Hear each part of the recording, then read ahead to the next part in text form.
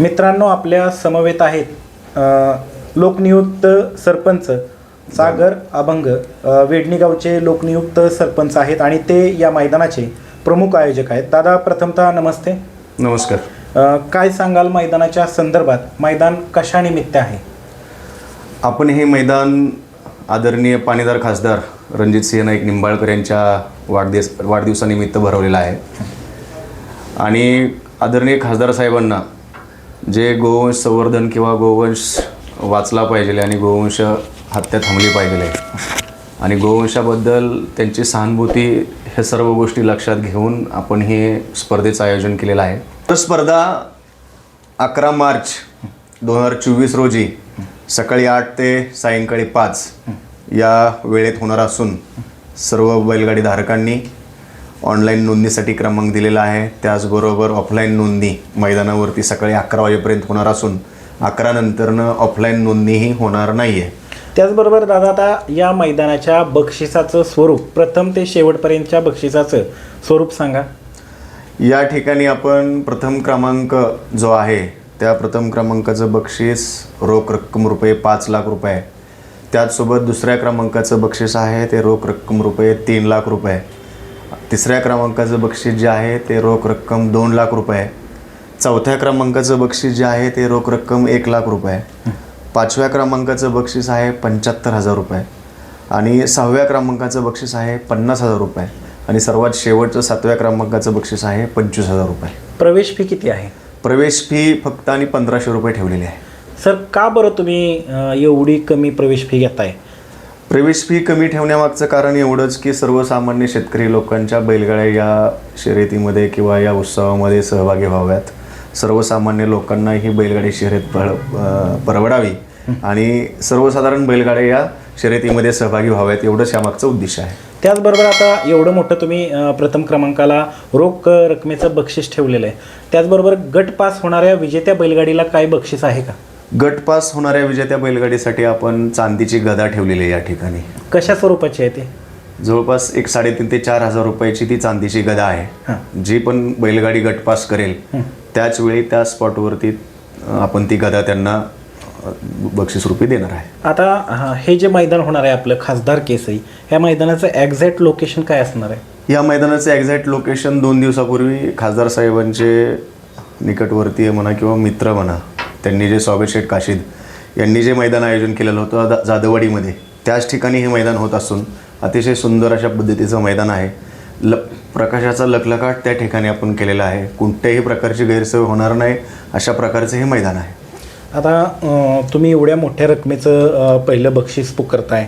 आता सलगची मैदानं सुरू आहेत, आदत आहेत, बरीचशी मैदानं आहेत अलीकडं पलीकडं. समजा गाड्या कमी जास्त आल्या तर बक्षिसाच्या रकमेमध्ये काही बदल केले जाईल का? गाड्या किती येणार आहेत हे बघून बक्षीस ठेवलेलंच नाही, ठरवलेलंच नाही. मग तसं जर असतं तर आपण ते गाड्या येण्यावरतीच बक्षीस पण अनाऊन्स केलं असतं. असं अजिबात होणार नाही. गाड्या 50 आल्या काय किंवा 200 आल्या काय, बक्षिसाच्या रकमेमध्ये कोणत्याही प्रकारचा बदल होणार नाही.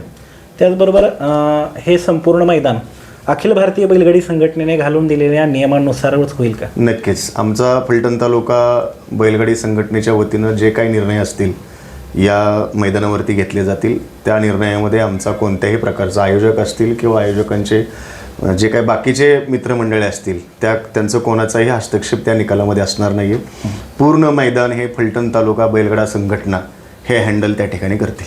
त्याचबरोबर आता या मैदानाचं समालोचन कोण करणार आहे? समालोचक कोण आहेत? समालोचक जे आहेत ते सुनील मोरे, मयूर तळेकर, विकास सर आणि प्रवीण घाटे हे समालोचन करणार असून झेंडापंच धनवडे बापू आणि जगदाळे बापू हे झेंडापंच असणार आहेत. त्याचबरोबर चाकणला ज्या पद्धतीने खाली निकाल रेषेला सुट्टीला लाईव्हचा कॅमेरा आणि पट्टीची व्यवस्था करण्यात आली होती, त्याच पद्धतीची व्यवस्था आपल्या इथेही करण्यात येणार आहे का? नक्की. निकाल पारदर्शकतेमध्ये जे काय व्यवस्था करायची असेल ती सर्व व्यवस्था तिथं केली जाईल, जेणेकरून स्वच्छ व पारदर्शक निकाल त्या ठिकाणी देता येईल. त्याचबरोबर जे आपला पल्ला आहे तो साधारणतः किती असणार आहे? 1000 फुटाचा साधारण पल्ला आहे.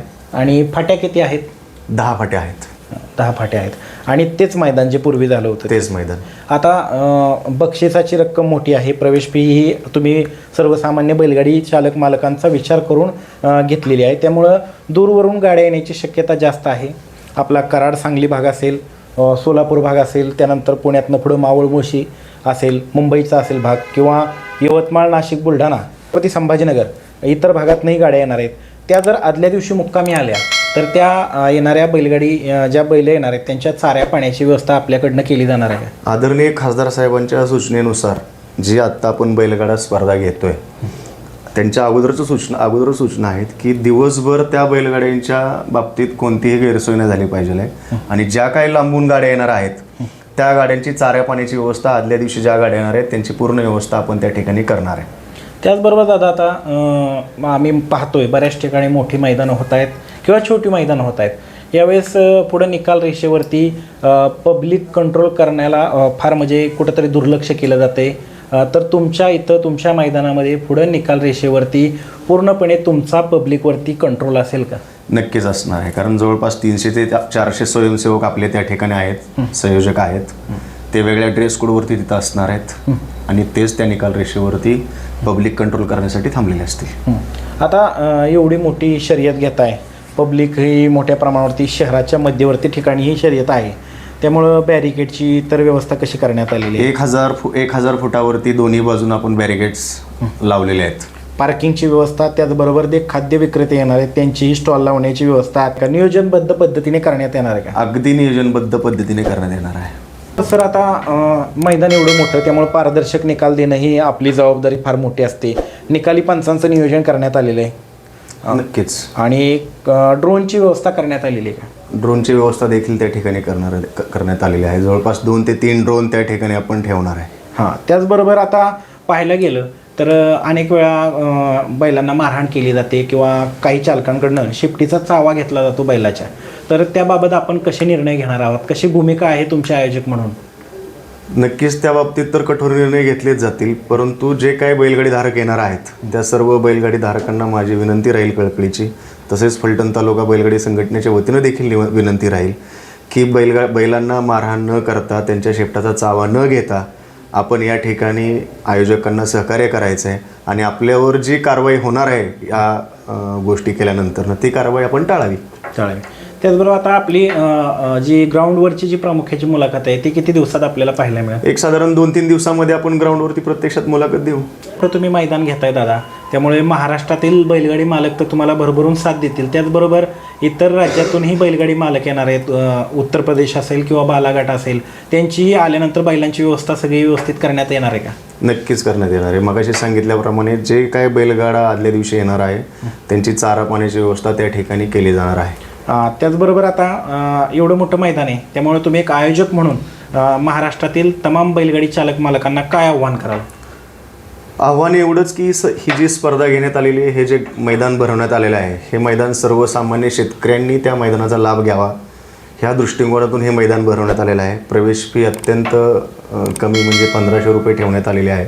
त्याच्यामुळं महाराष्ट्रातीलच नव्हे तर महाराष्ट्राच्या बाहेरील बैलगाड्यांधारकांना माझं आव्हान असेल की आपण या मैदानाचा अवश्य लाभ घ्यावा आणि अवश्य आपण या ठिकाणी येऊन कार्यक्रमाची शोभा वाढवावी. धन्यवाद. नमस्कार, आपलं नाव? मी विशाल शिंदे, संभाजी ब्रिगेड, सातारा जिल्हा अध्यक्ष. काय सांगाल मैदानाच्या संदर्भात, कसं आयोजन नियोजन आहे? माढा लोकसभेचे पाणीदार खासदार सन्माननीय रणजितसिंह नाईक निंबाळकर दादा यांच्या मार्गदर्शनातून, यांच्या सूचनेनुसार 11 मार्च 2024 रोजी भव्य खासदार केसरी बैलगाडा शर्यत या ठिकाणी घेण्याचं आयोजन केलं आहे. तरी महाराष्ट्रातील जे बैलगाडा चालक मालक, बैलगाडा प्रेमी या लोकांनी जास्तीत जास्त संख्येने या बैलगाडा शर्यतीमध्ये सहभागी व्हावं असं एक मी आयोजक म्हणून, एक कार्यकर्ता म्हणून आव्हान करतो. धन्यवाद. मित्रांनो, आपल्या समवेत आहेत अखिल भारतीय बैलगाडी संघटनेचे फलटण तालुक्याचे तालुका अध्यक्ष रोहित यादव सर. सर, आता आपण आयोजकांची मुलाखत पाहिली, जे त्यांनी मुलाखत दिलेली, काय सांगाल मैदानाच्या संदर्भात, कसं आयोजकांचं नियोजन आहे आणि फलटण तालुक्यातली एकंदरीत मैदानं कशी होतात? आता आपण सर्वांनीच पाहिलेलं आहे की आत्तापर्यंत 1-2 महिन्यामध्ये फलटण तालुक्यात 6-7 मैदानं पार पडली.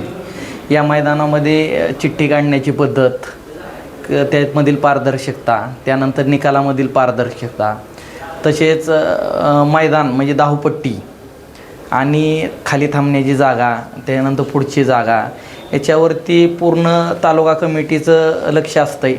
तसेच आपल्या तालुक्यातील आयोजक आपल्याला भरभरून सहकार्य देत आहेत. तसेच आपले आयोजक जे आहेत ते अत्यंत पारदर्शक आयोजक आहेत. त्यांनी आपल्याला हमी दिलेली की हे मैदान अत्यंत पारदर्शक आणि तालुका कमिटीच्या सहकार्याने पार पाडलं जाईल. तसेच आयोजकांनी सर्व बैलगाडी मालकांचा विचार करून गटासाठी एक उत्कृष्ट गदेचं चषक ठेवलेलं आहे. तरी मी सर्व महाराष्ट्रातील बैलगाडा चालक, मालक आणि शौकीनांना विनंती करतो की आपण मोठ्या संख्येने या मैदानाचा लाभ घ्यावा. धन्यवाद. मनोरंजनाचं प्रबोधन, करमणुकीचं उद्बोधन, बातमी अचूक, माहिती बिनचूक. पाहत रहा राजमुद्रा न्यूज लाईव्ह.